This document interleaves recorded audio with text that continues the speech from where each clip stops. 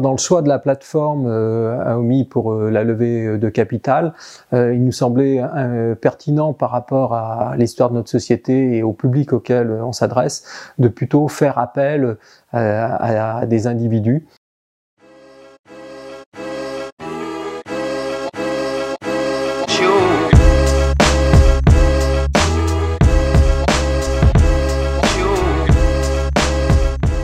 Bonjour, je m'appelle Dominique Rochier, je suis cofondateur d'une société qui s'appelle Catnuder et on développe de petites éoliennes volantes. Le principe est né d'un constat, c'est que le petit éolien est peu viable parce qu'il y a trop de perturbations au sol.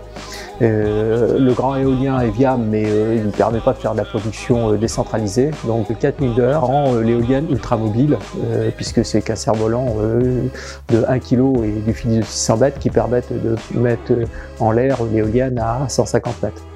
La première étape, ça a été de mettre au point toute la technique de transmission de l'énergie de haut en bas avec quelque chose qui était stable, fiable.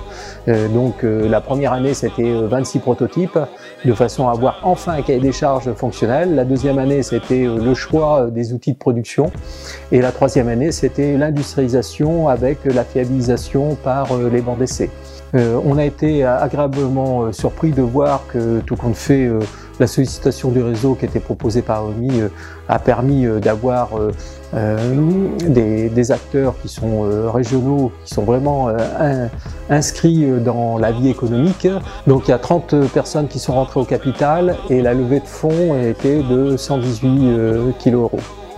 Ces fonds étaient principalement liés au fait de renforcer la structure pour aborder cette phase commerciale.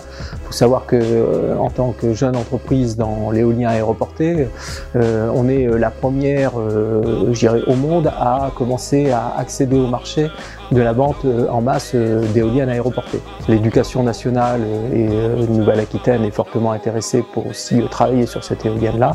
Et puis les déplacements qui ont été faits au Niger montrent qu'au niveau de l'Afrique, il y a un vrai intérêt.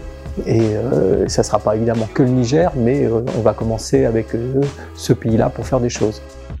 En tant que dirigeant d'entreprise, on a été peu sollicité. AOMI a pris en charge toute la partie communication, relance, et ce qui fait qu'on a pu continuer à nous occuper de l'activité de la société pendant que la levée de fonds s'effectuait.